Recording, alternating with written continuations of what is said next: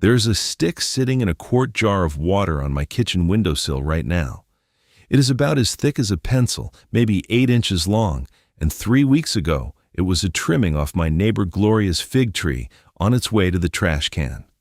Today, that stick has little white roots curling out of the bottom of the jar like bean sprouts. Give it a year in a pot on my balcony, and it will be a small tree. Give it 10 years in the ground somewhere, and it will hand somebody 100 figs every single summer. And here's the part that stopped me cold when Gloria first explained it to me at her kitchen table. A fig tree like that one can keep making fruit for 200 years. There is a pear tree in Massachusetts that was planted around the year 1630, and it still blooms every spring, nearly 400 years later. Today, I'm going to show you 7 fruit trees like that. Trees you plant one time, and your family eats from them for generations. But stay with me all the way to the end, because whether your tree lives 25 years or 250 comes down to one thing you do in the first 10 minutes of planting day. It is a spot where almost everybody gets it wrong, including plenty of the folks selling the trees. Once you see it, you will start spotting doomed trees in every parking lot in town. I'm Jake, though most folks around here know me as Backyard Buddy. 3 years ago, I was the guy who killed houseplants. I once managed to kill a cactus, which takes real commitment. Then, a bunch of green onion ends I tossed at the trash can missed, landed in a glass of water and sprouted, and I have been regrowing food from kitchen scraps on my windowsills and balcony ever since. Hundreds of plants now, and my grocery bill is down by nearly a third. Gloria, the retired school teacher 2 floors up, has been doing this on her balcony for 20 years, and she is the one who got me started on trees. Now I know what some of you are thinking, because I thought the same thing standing in her doorway. Fruit trees are for people with land. Fruit trees cost a fortune and take a decade before you taste anything, and every trip to the produce aisle makes the question sharper. Fresh figs run $6 or $7 for a little plastic tray holding maybe 8 of them. A bag of nice apples is pushing $4 a pound. A single pomegranate can cost $3.50 in January. A fruit tree is the opposite deal from everything else in that store. You pay once, and in our case today, you pay close to nothing, because every one of these 7 trees can be started from a cutting, a seed, or a pit that is already passing through your kitchen this week. A tree is the one grocery purchase that gets bigger every year instead of running out. But a promise that long has one weak spot, and I already told you about it. There is one 10-minute decision on planting day that settles whether your tree quits early or sails past 200. Keep that in your pocket, because we are coming back to it, and it is the whole difference between planting a tree and planting an heirloom. Before tree number 1, let me tell you where all of this comes from, because I did not figure it out alone. Everything I do on this balcony follows the same simple idea, and I finally wrote the whole thing down in a book called The 30-Day Kitchen Scrap Garden Protocol. 0 waste, 0 experience, free food. It is 172 pages, written for absolute beginners, for people with no yard, no green thumb, and close to no budget, in the same walk-you-through-it style you are hearing right now. Inside are 31 crops you can regrow from the scraps your kitchen already throws away, each one with its own plain instructions. There is a $10 starter kit list, built mostly from things you already own. There is a day-by-day plan that takes you from your first glass of water to your first harvests in 30 days, and there is a full troubleshooting section for when a scrap decides to sulk.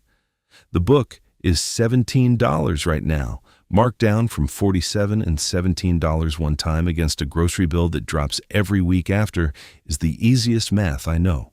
Now go ahead and grab your phone and open up your camera, the same one you use to take pictures. Point it at that square code on your screen and hold it steady for a second. A little link will pop up, give it a tap, and it will take you straight to the book. And if you are watching on your phone right now, the link is waiting for you right down below in the description. Take your time, there is no rush at all. I'll wait right here. All right. Jar of water at the ready. Tree number 1, the fig tree. The fig is the friendliest tree on this whole list, and it is the one sitting in my windowsill jar right now. You do not need seeds. You do not need a nursery. You need one cutting from any healthy fig tree, and figs grow all over this country, in backyards, along alleys, at community gardens where folks are usually thrilled to share. Ask for a piece of dormant branch about as thick as a pencil. Cut it to 8 inches long. Look for the little bumps along the stem. Those bumps are called nodes, and a node is simply the spot where a leaf or a root wants to grow. Stand the cutting in a jar with 2 inches of water. That is 2 inches, not a full glass, because the top of the cutting needs to breathe. Put the jar on a bright windowsill out of direct hot sun. Change the water every 3 or 4 days. In 3 to 6 weeks, you will see white roots. When the roots are 2 inches long, move the cutting into a 1-gallon pot of regular potting soil. That whole operation costs you nothing but patience. And a fig started this way can give you your first real fruit in as little as 2 or 3 summers, which shocked me, because I assumed every fruit tree made you wait 10 years. Figs are happy in a big container their whole lives, so apartment folks, this tree is fully yours. And in the ground, fig trees shrug off decades. There are fig trees around the Mediterranean that have been picked by 6 or 7 generations of the same family.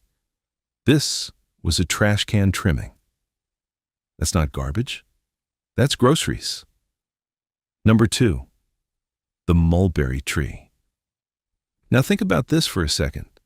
When is the last time you saw fresh mulberries at the grocery store? For most of us, the answer is never, and there is a plain, honest reason. A ripe mulberry is so soft and so juicy that it cannot survive a truck ride. It falls apart on the way to the shelf, so the only people in America who eat fresh mulberries are people who stand under a mulberry tree. The berries taste like a blackberry crossed with honey, and a mature tree drops them by the bucketful for a month straight every summer. The good news is that mulberries root from cuttings almost as easily as figs. Take an 8-inch cutting from young growth in late spring. Strip the leaves off the bottom half. Push the bottom 3 inches into a pot of damp potting soil. Keep that soil damp, never soggy, and keep the pot in bright shade for 6 weeks. 6 weeks, and most cuttings will have taken hold. A mulberry grows fast, faster than nearly any fruit tree you can name, and it can start bearing in 3 or 4 years. In the ground, mulberries are famous for outliving the houses beside them. There are mulberry trees in England planted in the 1600s that still fruit. 1 tree, 1 free cutting, and you own a berry the supermarket cannot sell you at any price. But the next tree is the one that surprises people the most, because everybody has been told you cannot grow it from a grocery store fruit. Number 3, the apple tree. You have probably heard that apple seeds are a waste of time. Here's the honest truth, because I will not sell you a story. An apple seed does not grow into a copy of its parent. Plant seeds from a Honeycrisp, and you will not get a Honeycrisp. You will get a brand new apple variety that has never existed before, and that is not a flaw. That is a lottery ticket. Every famous apple in history started as exactly this kind of seedling in somebody's yard. Here's how you play. Save the seeds from a few apples you enjoyed. Wrap them in a damp paper towel. Slide the towel into a plastic bag. Put the bag in the refrigerator for 6 weeks. That is 6 weeks in the fridge, because apple seeds are built to sleep through a winter, and the cold is what tells them winter has passed. After 6 weeks, plant each sprouted seed a 1/2 inch deep in its own small pot. Grow them on the windowsill until they are a foot tall, then move them to a big container or the ground. A seedling apple usually takes 5 to 8 years to fruit. And yes, that is a wait. But an apple tree pays for that wait for a very long time. Old homestead apples in this country are still bearing at 150 and 200 years old, planted by people whose names nobody remembers, feeding people they never met. And remember that planting day mistake I keep mentioning? Apples are one of its most common victims, and when we get there, you will understand exactly why so many backyard apples die at 20 when they were built for 200. Hold that thought. because tree number 4 is the record holder of this entire list. Number 4, the pear tree. In Danvers, Massachusetts, there is a pear tree that was planted around the year 1630 by a colonial governor named John Endicott. The Pilgrims had barely unpacked. That tree has lived through the American Revolution, the Civil War, both world wars, hurricanes, and at least one act of vandalism. And nearly 400 years later, the Endicott pear still blossoms and still sets fruit. Not a legend, not a painting, a living tree you can go stand next to today. That is what a pear is. Pears are quietly the longest-lived common fruit tree in America, regularly passing 250 years in old farmyards, which is where the promise in today's title comes from. And you start one the exact same way as the apple. Save the seeds from a ripe pear. Damp paper towel, plastic bag, refrigerator, 6 weeks. Again, 6 weeks of cold. Then plant each seed a ½ inch deep in its own pot. A seedling pear, like a seedling apple, is a brand new variety, and pears from seed lean sweet more often than apples do, which is a nice bit of luck. They want the same patience, 5 to 8 years to first fruit. But think about what is on the other end of that patience. A tree that can hand pears to your grandchildren's grandchildren. When Gloria first told me about the Endicott pear, I did not believe her. And I went and looked it up that same night with my coffee going cold. She just smiled. She has been right about every tree on this balcony. Number 5, the persimmon tree. If you have never eaten a fully ripe American persimmon, you have missed one of the best sweets this continent makes, a soft orange fruit that tastes like apricot jam mixed with brown sugar. The old-timers planned whole autumn afternoons around persimmon trees, and then the fruit almost vanished from common life, for the same honest reason as the mulberry. A ripe persimmon is too soft to ship. Here's what makes this tree special for a beginner. The American persimmon is close to indestructible. It handles drought, it handles poor soil, it handles cold down to well below 0 degrees Fahrenheit. It is one of the few fruit trees on this list that genuinely thrives on being ignored. To start one, buy or find one ripe persimmon in the fall. Save the big flat seeds, rinse them clean. Then, give them the same refrigerator treatment, damp paper towel, plastic bag, and this time, make it 8 to 12 weeks of cold, because persimmons sleep deeper than apples do. 8 to 12 weeks.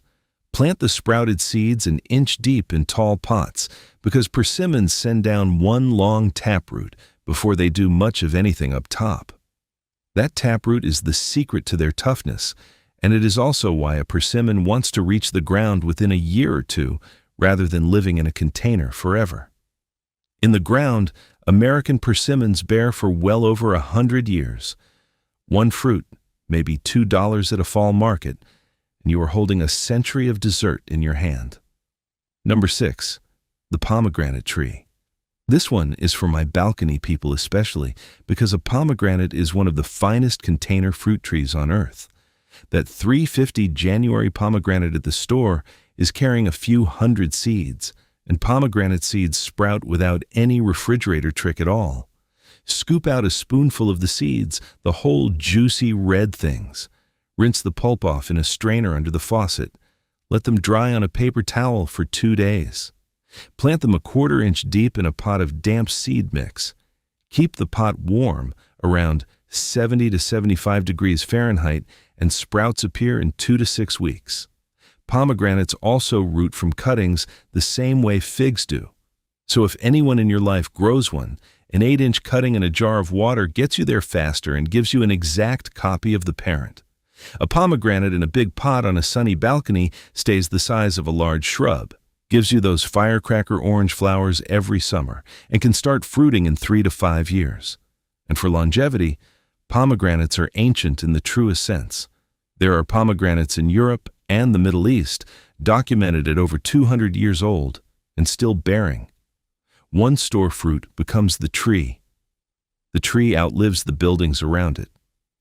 If I can do this, I promise you can. One more tree, and then We finally open up that planting day secret because tree number 7 is the one people most often plant wrong. Number 7, the orange tree and all its citrus cousins. Every orange, lemon, and grapefruit in your fruit bowl is carrying viable seeds, and citrus seeds are the most eager sprouters on this whole list. No cold treatment, no waiting for a season. Pick the plumpest seeds out of an orange. Rinse them and plant them right away, a ½ inch deep, 3 seeds to a small pot, because citrus seeds hate drying out. Keep them warm on a windowsill, and green shoots appear in 2 to 4 weeks. Now the honest part, because I promised you no fairy tales today. An orange tree from a grocery store seed can take 7 to 10 years to fruit, sometimes longer, and the fruit may differ a little from the one you ate. Lemons from seed are usually quicker and truer, which is why a seed-grown lemon is my favorite first citrus for a beginner. But even before fruit, a citrus seedling earns its windowsill spot.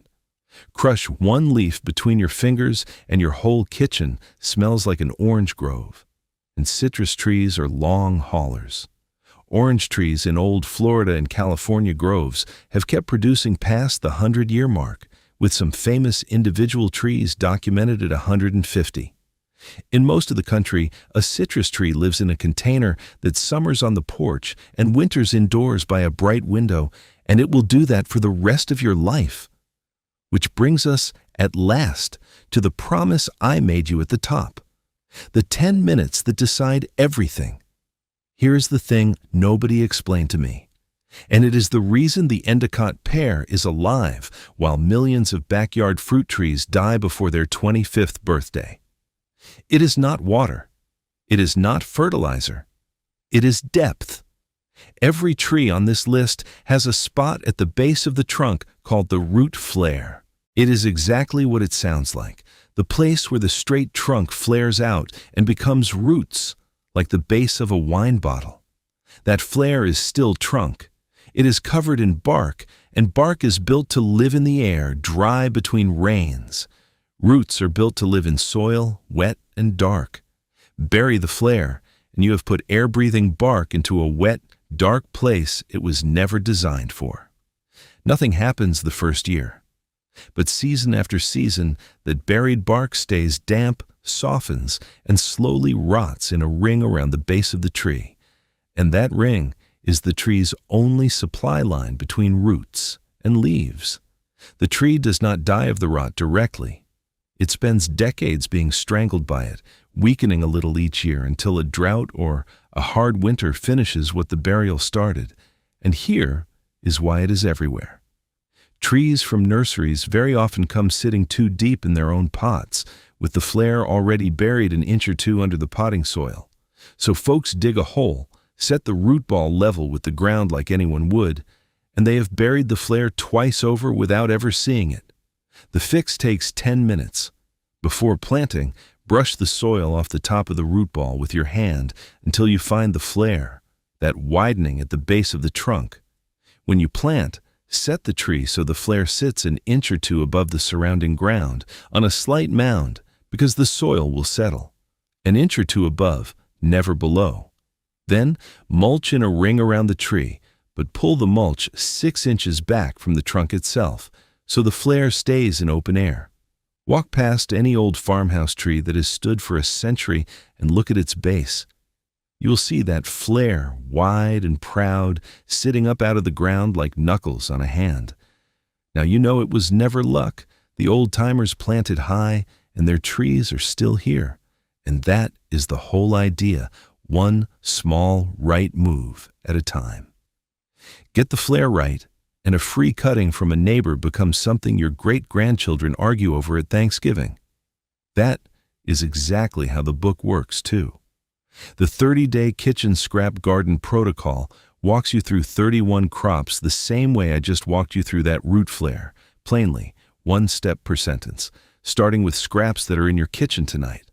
172 pages, the $10 starter kit, the full 30-day plan, and the troubleshooting for anything that sulks.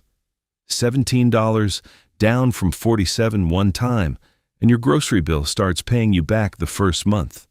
Now go ahead and grab your phone and open up your camera, the same one you used to take pictures. Point it at that square code on your screen and hold it steady for a second. A little link will pop up, give it a tap, and it will take you straight to the book. And if you are watching on your phone right now, the link is waiting for you right down below in the description. Take your time, there is no rush at all. I'll wait right here. So, there they are. Fig, mulberry, apple, pear, persimmon, pomegranate, and orange. 7 trees you start from scraps and cuttings, plant once with the flare above the ground, and eat from for generations. Tell me in the comments the first scrap you're going to regrow, or the one you've already got going on the windowsill. I read every single one, and next time, I am going to show you how one knobby piece of grocery store ginger turns into a supply that never runs out. And the one thing you have to do to that knob before it ever touches soil, because skipping that step is the reason store ginger just sits in the pot and molds. Don't throw it away, grow it. I'll see you next time, buddy.